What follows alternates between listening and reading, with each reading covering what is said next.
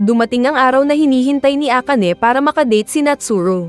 At nag-imagine si Akane na matutulog sila sa iisang kwarto ng lalaki. Pero paglingon niya ay sina Shizuko at Makoto ang kaharap. Dahil maging ang mga ito ay sasama din pala sa lalaki. At hindi rin nila tinanggal sa listahan si Sakura na kinasaya ng bida. Nagsipag damit ng sexy ang mga babae na nagpapaganda sa bida. Pero ang mata nito ay nakatingin kay Sakura. Kaya pinipilit ng iba na tignan sila ng bida. Nagpisilan sina Makoto at Akane sa harap ng bida. Pero hindi interesado ang bida dahil si Sakura lang ang gusto niya. Tinabihan ni Shizuko ang bida at inipit nila ni Akane. May mga dumaan na mga babae na nakita ni Natsuro na pinansin ng mata ni Sakura. Kaya napatanong siya kay Shizuko kung mga kaibigan ito ni Sakura. Kaya hinila ni Shizuko ang lalaki palayo at pinagpalit ito ng pagiging babae. Kaya muling naakit si Sakura sa babae na lumapit at nais magpaturo lumangoy. Sinabi ng bida na dapat yung lalaki na Natsuro magpaturo si Akane. Pero sinabi ni Sakura na walang silbi daw ang lalaking Natsuro na pinagtitiisan niyang kausapin. Kaya nais maiyak ng bida. Lumangoy sila sa pool at niyakap ni Sakura ang bida at tumigas ito nang makaramdam ng papaya. Nakita ni Akane ang pagtsansing ni Sakura, kaya nakisawsaw din siya. Pero hinila ni Shizuko ang bida dahil may ipapagawa. Habang naglalakad mag-isa si Natsuro ay nilapitan siya ng isang white camphor. At nagtapon ito ng yelo na agad niyang sinangga ng apoy.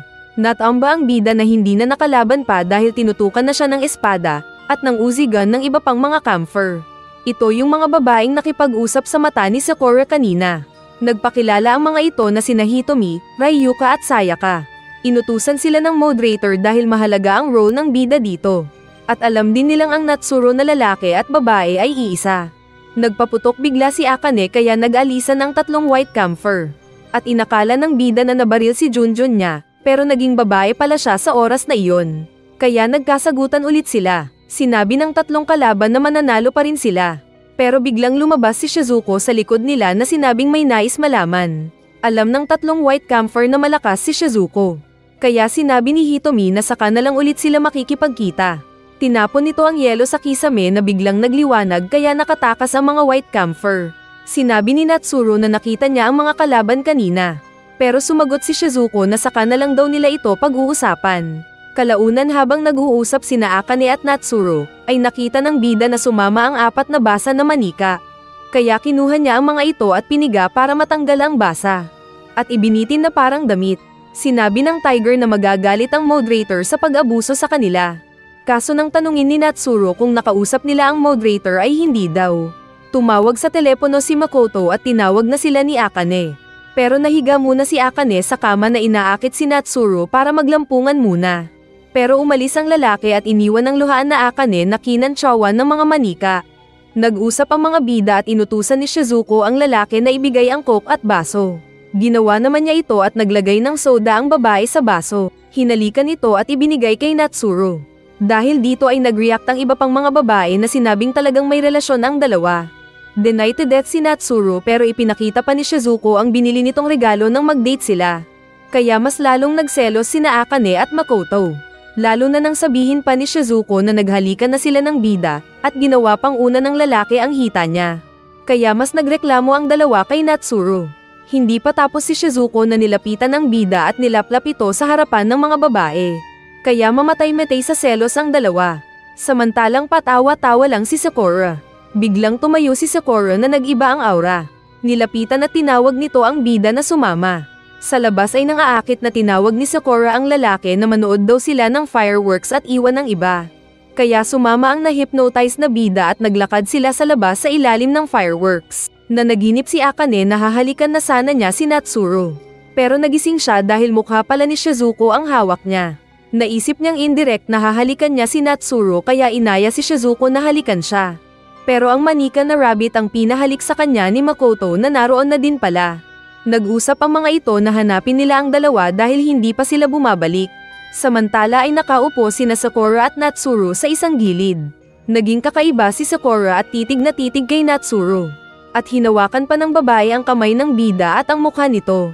Saka nagtanong kung anong iniisip ng bida patungkol kay Shizuko. Naghanap sina Shizuko at ng dalawa pa sa kinaroroonan ng mga tao pero hindi nila nakita sina Natsuro. Saka napatanong sila kung bakit ba nila gusto lahat si Natsuro. At bakit pati ba naman si Shizuko naubod ng ganda at galing ay nagkaka-interest pa kay Natsuru? At ang cute daw nito. Sinabi naman ni Akane na sinabi ni Natsuru sa kanya na kung sakaling wala si Sakura ay siya ang klase ng babae na type niya. Mag-aaway pa sana sila ni Makoto pero sinabi ni Shizuko na hanapin nila ang bida. Sa kinaroroonan ni Natsuru at Sakura, ay sinabi ng bida na nakakatakot daw si Shizuko dahil bossy ang dating. Pero sinabi ni Sakura sa kanya na nais niyang ma-inlove ang lalaki kay Shizuko. Matalino daw si Shizuko at curious sa mga bagay kaya kailangan ni Sakura na main love ni Shizuko sa lalaki. At kontrolin niya ito. Kapag gagawin niya ito ay bibigyan ni Sakura ng pabuya ang lalaki na paborito nito. Sabay titig sa mata ng bida na inilalapit ang mukha at hahalikan na sana. Pero tinulak ito ni Sakura dahil umatake si Makoto na naging camphor. At naging babae din si Natsuru na nagtataka kung nasaan siya. Tinutukan ni Makoto si Natsuru pero binaril ni Akane ang espada niya. Nagpasalamat si Natsuru pero pinagsayaw din siya ni Akane gamit ang bala. Saka tinutukan pa siya sa leeg ng dumating na Shizuko. Nakabalik sila sa hotel at habang naglalakad ay nakasalubong nila si Sakura. Sinabi ni Sakura na nawawala daw siya sa laki ng gusali. Kaya nagtanong din si Natsuru kung magkasama ba silang nanood ng fireworks sa labas. Pero sinabi ng babae na baka may ibang kasama ang lalaki sa labas. Kalaunan ay sinabi ni Akane sa bida na feeling niya ay siya ang pinakakulelat sa mga babaeng kasama ni Natsuru. At humiling ito na halikan na siya ng lalaki. Naghihintay ang babae sa halik ni Natsuru nang inistorbo sila ng manika. Tumawag si Shizuko na hinihintay nila siya sa bathhouse. At alam din ito ni Akane na sinabing sasama din. Sa bathhouse ay niyakap ng mga babae ang bida. Nang dalawa na lang sila ni Shizuko sa isang pool ay lumapit ang babae at nagtanong sa lalaki kung anong nangyari nang sila lang dalawa ni Sakura. Pero walang maalala ang bida. Natigil ang usapan nila nang dumating si Sakura. Kaya nagpaalam na si Shizuko na pupunta ng kwarto nito. Saka din biglang naging iba ulit si Sakura na inutusan ng nahipnotismo na lalaki na gawin na ang pinapagawa nito. Kaya pinasok ni Natsuru ang kwarto kung saan nagpapalit si Shizuko. At tinulak ang babae sa kama na napahiga. Nagtanong ang babae kung anong ginagawa ng bida. At sinabi ni Natsuru na nais maging kanya ang babae. Kaya kinuha ng babae ang kamay ng lalaki at pinahawak ang siopaw at umungol. Saka din hinalikan ng bida. Dahil sa sarap ay nakabalik sa sarili si Natsuru na muling hindi alam ang gagawin. Lalo at first time nilang pareho kaya hindi nila alam ang next step. Muling nagtanong ang babae kung anong ginagawa ng bida. Kaya nasabi ni Natsuru na inutusan siya ni Sakura. Kaya napagtanto ni Shizuko na may foul play. At tinuhad ang bida at palm chop sa batok kaya nakatulog ang lalaki. Pero nasabi ni Shizuko na sayang daw yung chance na iyon. Ipinakita naman ang nadismaya na Sakura dahil hindi nagawa ni Natsuru ang gusto niya. Kaya ang apat nitong white camphor ang inutusan na pabagsakin si Shizuko. At masaya daw ang mga ito saka din nang hihingi ng pabuya sa amo. Kinabukasan ay nagkasalubong ulit silang lahat paalis ng hotel. At masaya daw si Shizuko dahil ayos lang si Natsuru. Hinila ng dalawa ang lalaki paalis. At nang aalis na sina Sakura at Shizuko, ay biglang nagsalita si Sakura na sinabihan si Shizuko na sayang ang chance nito kahapon. Kaya biglang nag-defense form si Shizuko. Pero naging si Sakura ulit si Sakura na nagtanong, saka din agad naglakad palabas. Kaya sa isip ni Shizuko ay alam niyang naglalaro ito. Minsan ay nagpunta si Natsuru sa bahay ni Shizuko. At wala ang mga magulang ng babae dahil busy sa negosyo. Ipinakita ng babae ang kinuha nitong paborito na manika ni Sakura na Black Lion. Sinampal-sampal niya ito kaya nagising yung manikang leon. Nagtanong si Shizuko kung bakit kailangan na maglaban ng mga camphor. At nagkwento ang leon na mula sa ibang universe ay dalawang puwersa ang naglalaban na kulay red at blue. At ang nasa gitna nila ay ang mga moderators. At pinipili ng moderators ang fighter representative ng bawat grupo. Nagtatanong pa si Natsuru kung bakit sila nadamay sa laban nila. Pero muling natulog ang leon. Sinabi ni Shizuko na si Sakura ang may-ari ng manika. At malaki ang posibilidad na may koneksyon si Sakura sa mga moderators. Hindi naniniwala si Natsuru kaya nagpunta sila ng kwarto ng babae. Saka tinulak ang lalaki sa kama at pinatungan. Saka din hinalikan ng lips ng lalaki, kaya naalala niya ang ginawa sa hotel kay Shizuko na utos ni Sakura. Nasabi ni Shizuko ang tungkol sa naging master nito noong una siyang maging camphor. Namatay na ito at nais niyang maipaghiganti. Saka sinabi sa lalaki na samahan siyang labanan ng mga moderator dahil ayaw niyang ginagawa silang fighting pawns. Umalis ang lalaki dahil kakausapin niya si Sakura. Sa daan ay nagdadalawang isip ang bakla na pabalik-balik pa. Pero pinilit niya ang sarili at kinausap si Sakura. Pero sa isip niya ay hindi naniniwala na masama si Sakura. Kaso ay biglang naging kakaiba ulit si Sakura na alam niyang kinuha ni Shizuko ang Black Lion niya. Napa-atras ang nagulat na Natsuru. Pero nilapitan siya ni Sakura na nag-ilaw ang mata at ginawang camphor ang bida. At muling nahipnotismo ito na inutusang labanan si Shizuko at mga kaibigan nito. At muling wala sa sarili na tumalima ang bida. Nagkasalubong sina Akane at Makoto na parehong nagsabi na pinapatawag sila ni Natsuru sa rooftop para mag-confess ng pag-ibig nito. At nagulat sila dahil maging si Shizuko ay kasama ding tinawag ng lalaki. Nagunahan silang pumunta ng rooftop pero wala doon si Natsuru. Saka mabilis silang pinaghanda ni Shizuko. May umatake sa kanila kaya agad din silang nagbago sa pagiging camphor. Sa kanila nakita ang grupo ng mga white camphor na tauhan ni Sakura. At nagpakilala pa ang mga ito isa-isa. Nagtanong ang mga bida kung sino ang nag-utos sa kanila na umatake. Ngunit hindi daw sasabihin ng mga ito kahit pamatalo sila. Nagkasalubong ang magkabilang grupo. At natalo na naitapon ang mga white camphors. Muling nagtanong ang mga bida kung sino ang boss nila. Pero ayaw magsalita ng mga kalaban. Saka biglang dumating si Natsuru na wala pa rin sa sarili. Inatake nito ng apoy ang tatlo na umilag. Sinabi ni Shizuko na may kumokontrol sa bida. Pero hindi na niya nasabi dahil sunod-sunod ang pagtapon ni Natsuru ng apoy na inilagan nila. Sinabi ni Shizuko na kailangan nilang malok si Natsuru. Kaya sumama din si Akane na nagsabing partner ng bida. Binaril ni Akane ang paa at nagtapon ng ninja blade si Shizuko. Pero parehong napigilan ng mga ito nang lumabas na Sakura. At may baril at espada ito. Kaya nagulat sina Makoto at Akane. Bumaril si Akane pero hiniwalang ni Sakura ang bala. At sa isang iglap ay mabilis nitong pinatulog pareho sina Akane at Makoto na bulagta sa lupa. Nakasangga naman si Shizuko. Pero dahil sa mga apoy na tinapon ni Natsuru ay nasaktan din siya ni Sakura at bagsak ang mga chicks nating bida. Pagkagising ng mga ito ay nakatali na sila. At sinabi ni Sakura na papatayin din ang mga ito tulad ng dating master ni Shizuko na si Tomiko. Sinabi pa ni Sakura na ang mga white camphors ay ginawa pa sadya para sa mga matigas ang ulo ng mga red at blue camphors. Dinagdag ni Sakura na hindi niya magagamit ang lalaki na Natsuru kaya ang babae ang pinili niya. Kung lalaki na Natsuru sana ang naroon ay siguradong mananalo ang mga bidang chicks. Dahil lahat ng mga babae ay mahal ang lalaking Natsuru. Lumapit na si Natsuru para patayin ang tatlo. At gumawa ito ng malaking fireball pang lechon ng mga masarap na barbecue. Pero nakita ng bida ang token na regalo kay Shizuko. Kaya naalala ang mga kaibigan na tatlong babae at nagising sa pagiging Natsuru. Tinanggal niya ang apoy at sinabi kay Sakura na mahal niya ito. Ngunit hindi papayag sa ginagawa nitong masama. At mas pinili sina Shizuko, Akane at Makoto. Kaya nasaktan si Sakura na naglabas na lang ng armas para patayin ang bida. Ngunit niligtas ni Shizuko ang bida at pinalipad ang espada ni Sakura. Nakalaya ang mga chicks na nagpasalamat kay Natsuru at inilabas ang mga sandata. Sinabi ni Sakura na lagot silang lahat at naglabas din ng armas ang mga white camphors. Pero biglang nag-Sailor Moon sa sexy ang tatlong babae na napaungol sa sarap at napunit pa ang mga damit dahil nakaramdam sila ng power. Kaya nagulat na napatanong sina Sakura kung anong kapangyarihan ang nakikita nila ngayon. Dumating din ang mga manika na sinabing mag-cheer para sa kanilang mga boss. At nagliwanag ang katawan ng mga ito na lumaki. Umatake ang tatlong chicks gamit ang kanilang nagliliwanag na sexing katawan, at mabilis na itinali at nilapiruot ang kaseksihan ng mga may ibubugading buko ng mga kalaban. Pinagbabaril ni Akane si Sakura na nagtago gamit ang smoke bomb. Nilapitan ni Sakura si Natsuru na ginamit ulit ang pagkagusto ni Natsuru para sa kanya. Sinabi nitong bibigyan ng reward ang lalaki kapag sasanib ulit sa kanya at hahalikan na sana ito. Ngunit nagdesisyon ang bida na naging Natsuru boy. Kaya naasiwa si Sakura nang makita ang mukha ng lalaki at sinampal. Lalo na nang tawagin ni Natsuru ang first name ni Sakura. Nagselos ulit ang mga chicks na binato ng armas ang lalaki na knockout sa lupa. Tinawag ni Sakura ang mga bibat nito at sinabing umatras na muna sila. Saka din sila agad na umalis. Samantala ay nilapitan ng mga babae si Natsuru na nagagalit dahil muntik mahalikan ni Sakura ang lips niya.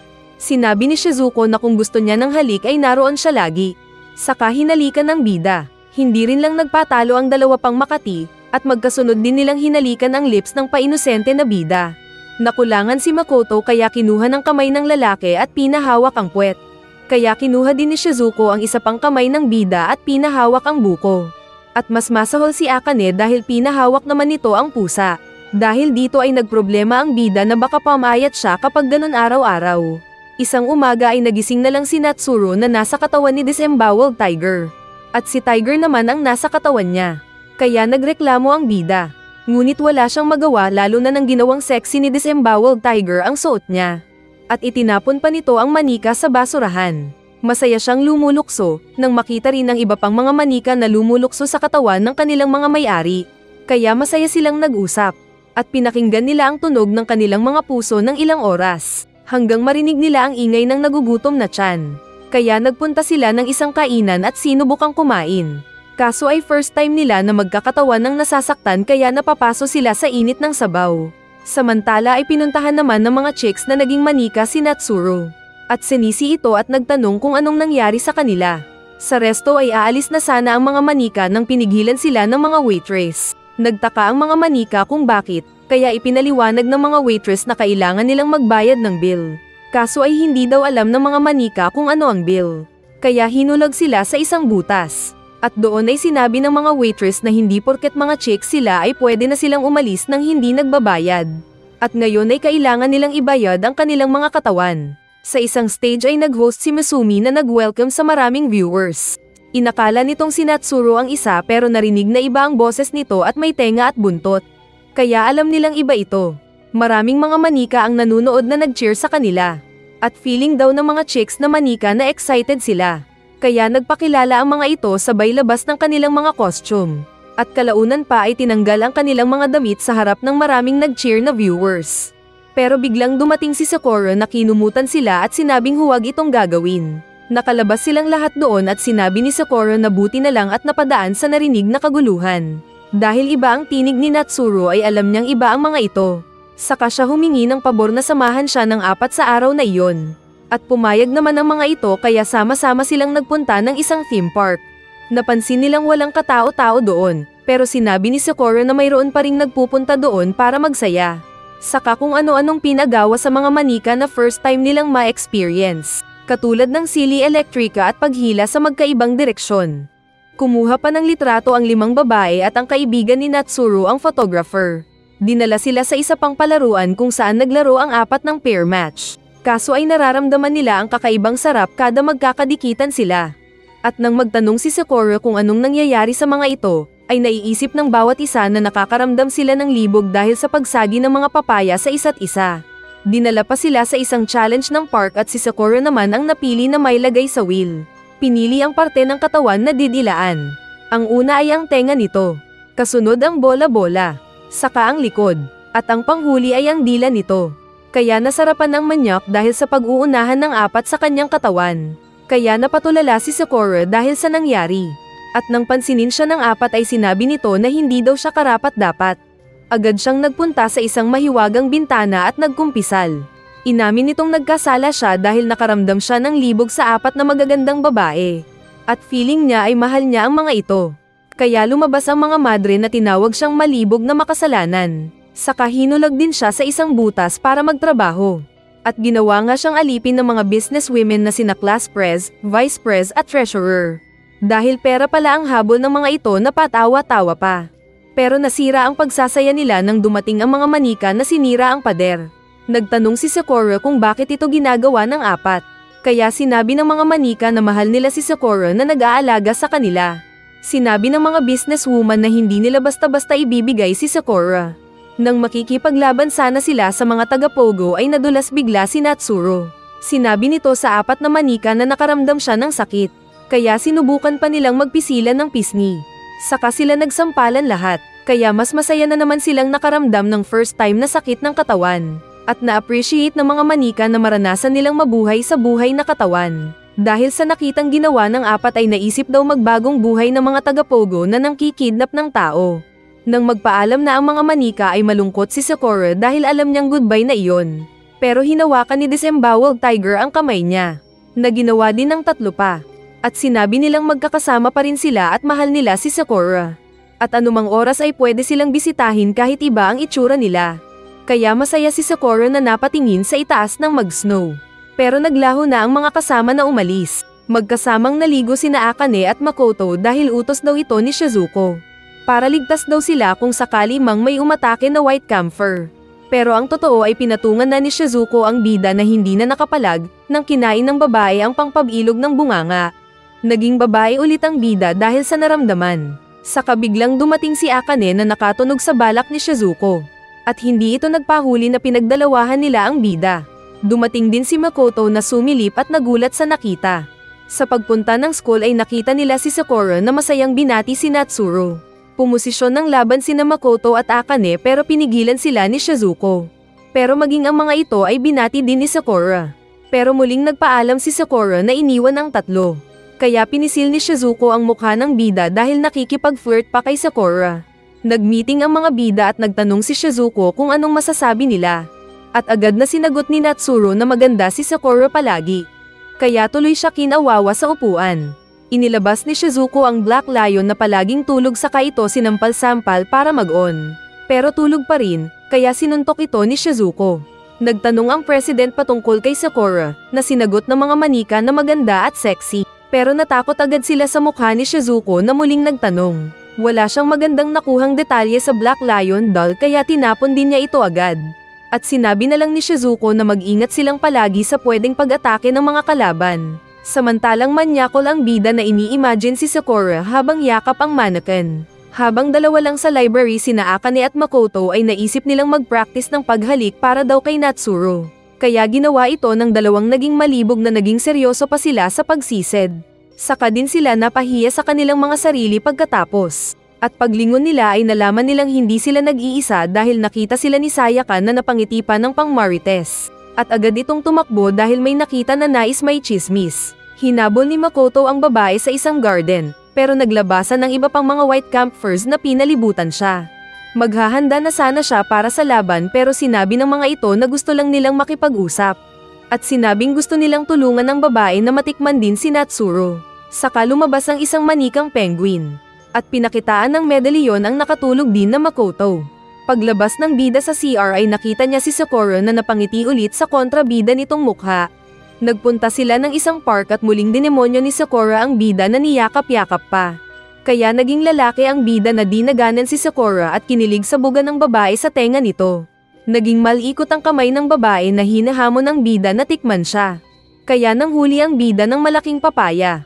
At nakakonsentrate na sana ang bida nang biglang lumabas si Makoto sa likod nila. Sa isip ni Makoto ay gising siya pero walang kontrol sa katawan. Nilock ni Sakura ang katawan ni Natsuro na hindi makagalaw. Saka sinabing nais nitong maglampungan sina Makoto at Natsuro. Pamatong ang walang kontrol sa katawan na babae kay Natsuro. Kaya nasarapan ng bida na hindi na makapag-isip ng mabuti dahil sa sarap. Balak pala ni Sakura na maging kontrol niya si Natsuro samantalang kontrol ni Natsuro si Makoto. Pero biglang nabaril si Sakura dahil dumating sina Akane at Shizuko. Nagtanong si Shizuko kung anong ginagawa ng dalawa. Pero nagalit ang nabitin na Makoto na naging camphor. Umatake ito na sinabing huwag silang abalahin. At alam na ni Shizuko na wala sa sarili si Makoto. Muling bumangon ng buhay pang Sakura na kinainis ni Akane. Naglabas ito ng baril at dinaplisan ng mukha ni Akane. Saka din agad na tumalon palayo na mabilis pa ring sinundan ni Akane. Patuloy sa pag-atake si Makoto na sinasangga ni Shizuko. Sinabi ni Shizuko na kaunting shock lang sa sarili at siguradong gigising din si Makoto. Kaya umalis na si Shizuko para habulin ng iba pa. Nang muling aatake ng espada si Makoto ay binitawan ni Shizuko ang armas at sinalo ang espada ni Makoto. Saka din ito tinapon sa malayo. Mabilis siyang nagpunta sa likod ng nakasakang na Makoto. At gumawa ng ray gun gamit ang dalawang hintuturo dahil nais niya itong subukan matagal ng panahon. Saka buong lakas na tinusok niya ang paru-paruji ni Makoto na napasigaw sa sakit.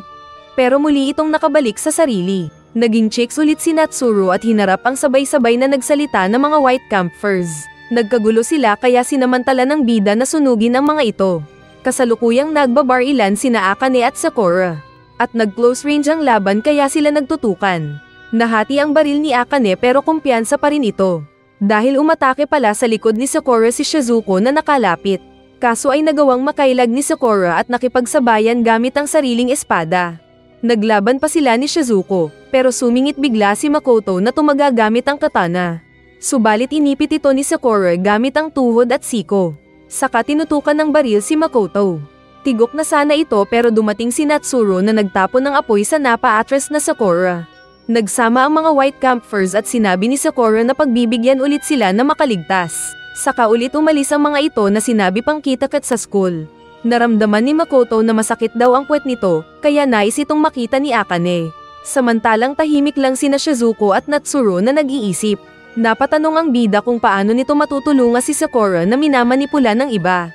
Kaya tinitigan siya ni Shizuko na nagtanong kung anong sukdulan ang naabot nila ni Sakura.